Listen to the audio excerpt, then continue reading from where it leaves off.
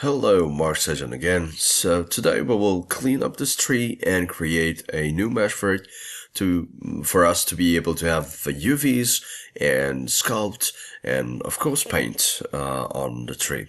So first of all, let me just set a new visual set, and V1 we have everything visible. V2 this is the tree, only the tree is visible.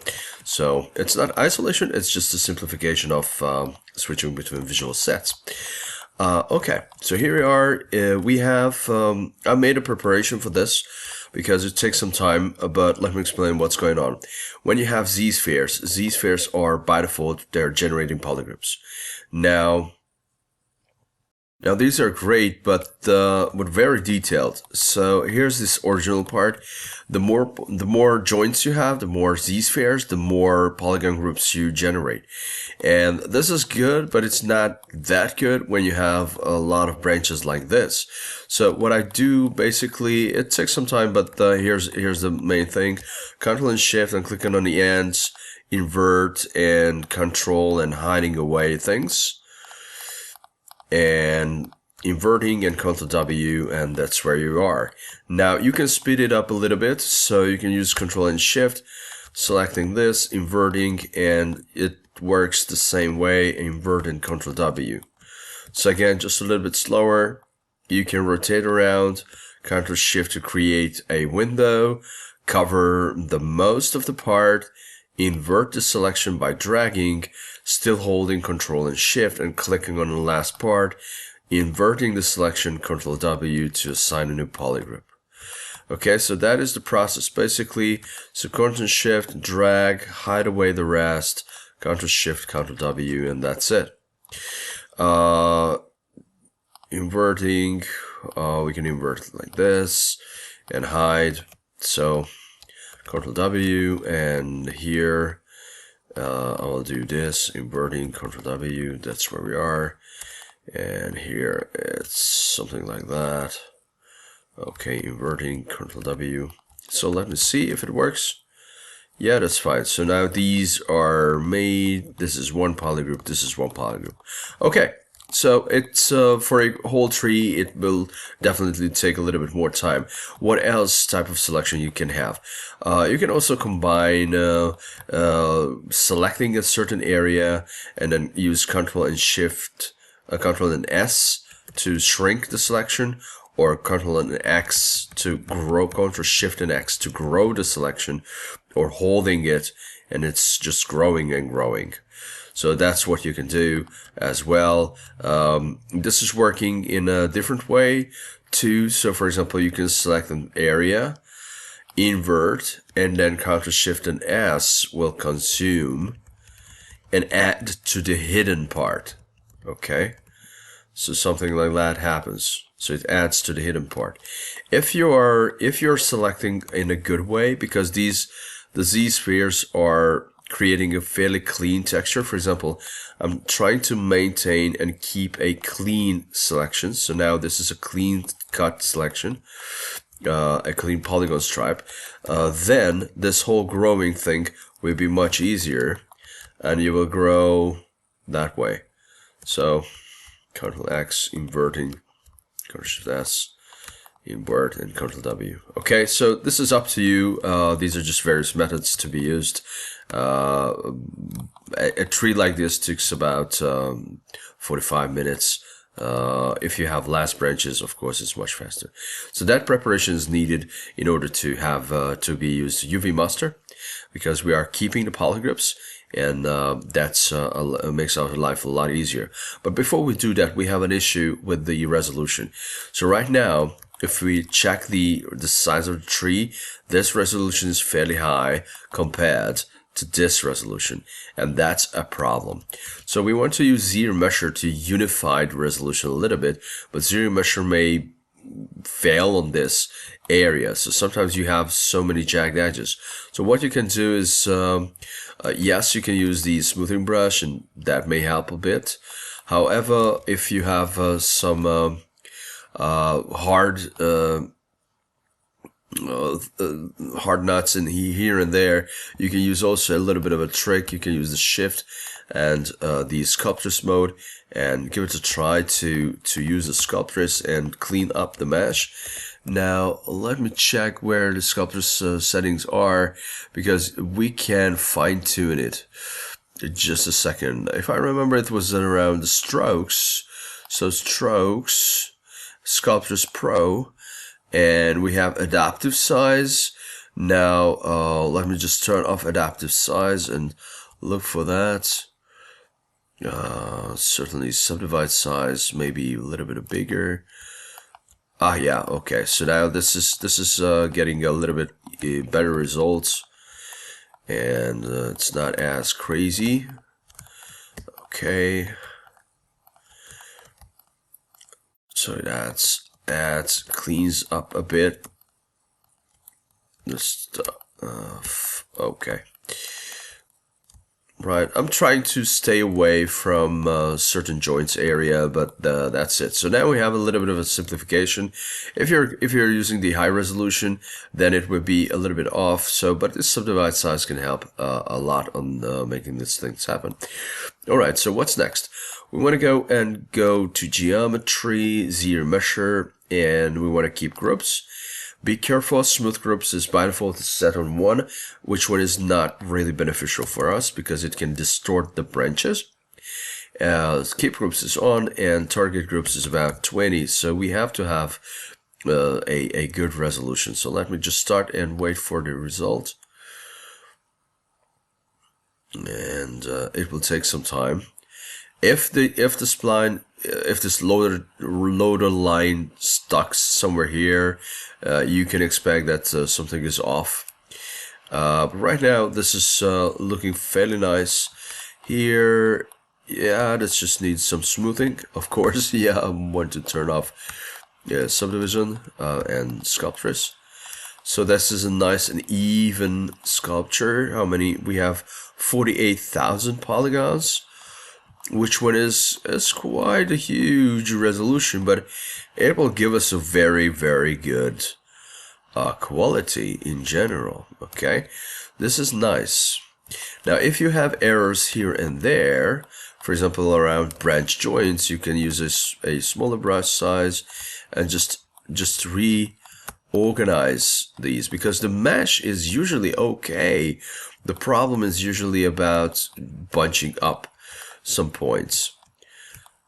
So this requires some time. Right now I'm just making it very, very lightly. Sometimes you have branches that are too thin or narrow. You can use the BIN inflate brush and add to it, or use the Alt key and reduce from it, remove from this volume. So these are the things that we can look for. Cleaning up certain areas. It's also a good idea to observe if you have any holes or anything like that. Just check it. Now I'm using the inflate brush to slightly open this up and looking around. Rotating is a good friend. Okay, yeah, there I see some issues. Okay, what a curvature! What a curvature I made. All right, now we can do it all day long, but I just want to quickly go through here. It's another issue. That's going crazy. So we're going back with inflate. Oh yeah, those are tiny branches. Those are tiny branches, and those should be tiny. And yeah, we have some edges that are coming from the very low resolution version of it. There we are. Something that may help you is we have this polyframe on, and in the polyframe we have this line button, so we can turn it off, and that helps us to see a little bit better but still see the polygroups. So I'm using shift key, and the intensity is a little bit lower. So I'm starting and just clean this up. Shift F. Okay, so there we are. Here, clean this up as well. And as I see, it's in general, it works fine. Okay, I see no main errors. Here, just a little bit of a cleanup. Okay, so fine. Now, once we have this, and we should say, okay, it's fairly clean. Usually it's a good idea to save it as is.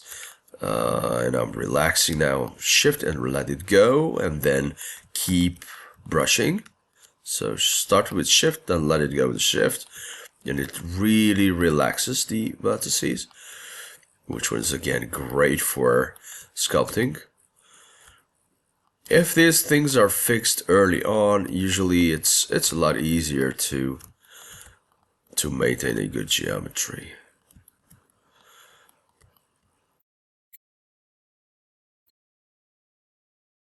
Right.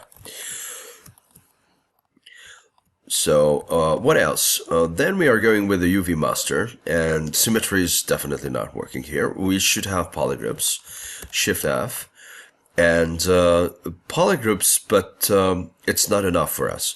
We also want to make sure that these are opening easily. So we don't want to adjust seams in Blender because it's possible, but it's like it takes ages and so much time to going through this. Then we can just enable contour painting, and there's a function called attract from ambient occlusion. Now this will create a snapshot of the model and calculate areas where things are a little bit more hidden, somewhat deeper in the bushes. And if we are using this information and then unwrap, we can get a fairly nice layout. So let me turn on check seams, and as you see that yes, many seams are visible, especially on the trunk, but this is giving us a really nice result around the tiny branches. And here, if we are flattening this, this is the layout that we have. Okay, which one is, it's really fast to do it.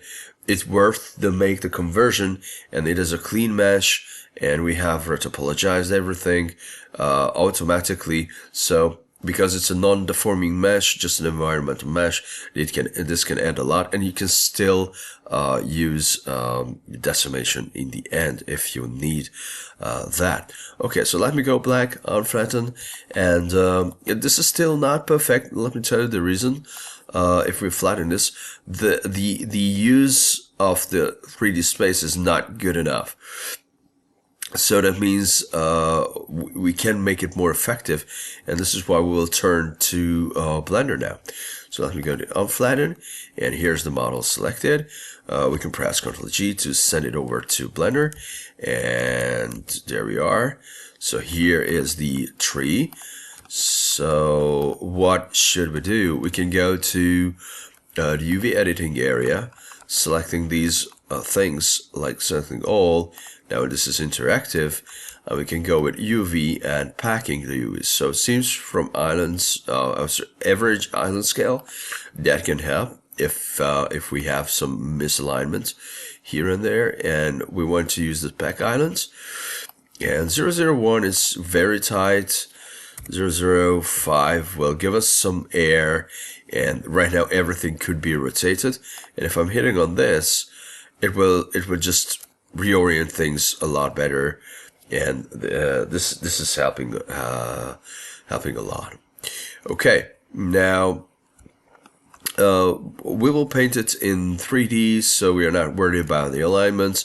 But if you wish and you want to align your branches, you can just double click A, hover over, pressing L and R, and just rotate it around. Right now we are in vertex mode, sometimes it's off, so I will just select everything and right click, U, and in the UV area, seams from islands, so we can just cut it up completely.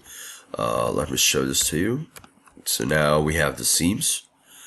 created. So if you wish, you can modify the seam, unmark a seam, create a new one, unwrap your way in Blender. So that is something we can do. And again, we can go all back and hover over here and press R and rotate things around, and G, and so if you wish, if you want to reorient your branches to look in a certain way, this is how you can do it. Okay, let me undo. I'm happy with this one, so leaving object mode, leaving edit mode, we can set it back to ZBrush. So just hitting export and checking this. Okay, so now this one is updated, and where we are, here we are, UV map and morph UV, and we have now this reoriented morph. We can still do it more effective, as I see. So the padding should be a little bit off. So now everything is selected, and UV and Pack Highlands, and this is 005. Let me just go back with 001 and hit on and see what we have. Okay, yeah, all right, this will be fine for this particular model. This is a little bit more effective. Okay, so then leave it and export it back again, updating, and morph UV. So now it is tighter. Okay. See here the difference. No, it was not updating properly, I guess. So I'm gonna select this guy, and I will actually delete this model and make sure that this model is there. So delete. And there we are, and now sending it over to ZBrush, and now checking the UV. So yeah, okay, there we are. All right, here we go, subtool, and of course we can start painting on it. One thing, now I'll not use Spotlight, however we can use Spotlight for sure. Just to start with the painting, we can subdivide it further. So Control D, how many subdivisions we have? We have 3 million, maybe a little bit more. Okay, 12 million, that's fair enough. Now there's no texture size set yet, so that's looking fine. The texture, I will use and import the texture, and that will be this will be the base. So this brown, this is coming from Polyheaven. So there we are, and we can choose BPA brush and go to color, and we have this fill object function. Now this is not perfect, it's far from perfect, but it will cover the whole thing with one main color. Which one is a lot. It helps a lot. Now this texture is off. We can go and turn it on. We can also use the alpha. So I'll use and load the alpha that belongs to this particular texture, and that means let me just change the materials. So not fast shader, but skin shade 4, and this, we have no polygroups, but if you wish to polygroup, you can go Shift D and go back, and as you know, polygroups autogroups with UV. So now we have polygroups. So if you want to hide away a certain thing, you can do that for sure. And then we can walk up, so D, going back up until we reach the amount that we are looking for. And here's the brush working fairly well, but the problem is that it's just repeating the pattern. Now to make it a little bit better, you can still choose the drag rectangle, which one is working fine. However, it's not, you know, it's a lot of work to use it this way, but this is something that you can do. And we have an alpha, and sometimes the alpha, if it's off, then the texture will be actually full. Alpha is better if we start sculpting, but if we are just simply creating this, alpha is not that good. Okay, now hold on for a second. So what else we can do? We can use the stroke menu. So in stroke, drag and drop it here. We can turn on lazy mouse, and with the modifiers, within the modifiers, we can lazy mouse. Is it on? Okay, just let me switch to the drag. Excuse me, freehand, lazy mouse. Can we? Okay. And we can choose this roll function. Now, as we're dragging, this roll function is actually allow us to pull, and then it places another one. So the roll distance, we can increase the roll distance, and that creates a different look. Now you have to find it. If you increase the roll distance a little bit more, then it will be more blurry. Okay, so you can combine this. So let me reduce it to 1, and here's the lazy mouse function. And in the lazy mouse function, I can increase the lazy radius, and that would be a little bit longer pull. So that's also helps.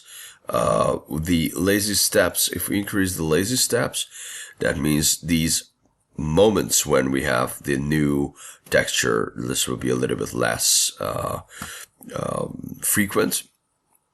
So that's what we can use. Let me reduce the radius and use it like this. I'm happy with the way it works. Now, of course, if you're using a larger brush, this whole thing will become a little bit better. And if you want to, you have to find the right size for this, and have to sculpt with this. So we can turn on the alpha.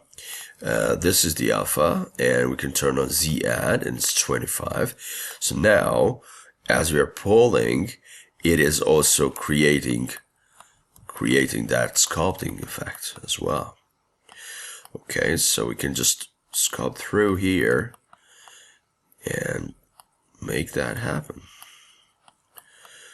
So there we are. Now this skin shade 4, it has some light in it, which one sometimes can help, sometimes it's not as good. We can still go to fast shader, that's a little bit darker, or you can go with skin shade 4. And if you are very, very keen on these settings, we can go with the materials, and we have modifiers, and in the modifier we have the specularity, and we can reduce the specularity slightly, so now it's not as super high. Okay, we also have the ambient. If it's cranked up, you will see the color a little bit better. So be careful with these settings, but in general, this can be really handy for you to see the stuff. Also, don't forget that we have this normal RGB, which one is great if you are just looking for the overall sculpting. Okay, so that's basically the trick. Here we have this modified skin shade. We can start on sculpting, and even a smaller one, and you can combine the brushes too. You can also use spotlight. So my advice is to start big, create this big overall look. You can turn off the Z add function and just focusing on the texture, and just have a kind of a general texture where the seams are hidden. They're not really present. Some main issues are addressed, and once you have that opportunity, you can go further. And as you see, this is looking crazy, but if you wish and you find it interesting, you can keep some of the patterns. And as I'm overpainting, it's still there. So these power lines are still there that's coming from the randomly assigned texture in the beginning. Okay, if you want to save a brush, you can actually save your brush with the settings you have. So now this is a paintbrush. We can save it in a new name, so like brush, and save as. You can create the icon. It's not paint 1, but it will be whatever, just like tree bark. And we can get back this now. This one is saved as tree bark. So if we are using the BPA, we can get back to whatever, it's BPA. It's switching now. It's included in the set. So this is why some of the pin codes for the brushes are throwing off. But yeah, so anytime if you wish, you can load this brush, load the brush itself, and there you have it. If you have a few of these, it can really speed up things. And of course, you can still use the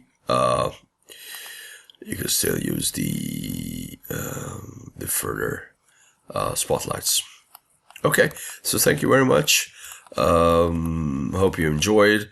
And of course, because it is again, we have UVs. You can go here and edit UV and change the texture size. So you can type in 4K, or you can crank it up to 8K if you wish. And then you can just here generate a new from Polypaint, and it will generate a new texture for itself. This is the entire texture, and if you walk down Shift D to the lowest resolution, you can still have the texture, and this is what you can render out in Blender, for example. Okay, so let me turn this off and just go back on a higher resolution. So this is where we are. I hope you enjoyed, and see you next time. Goodbye.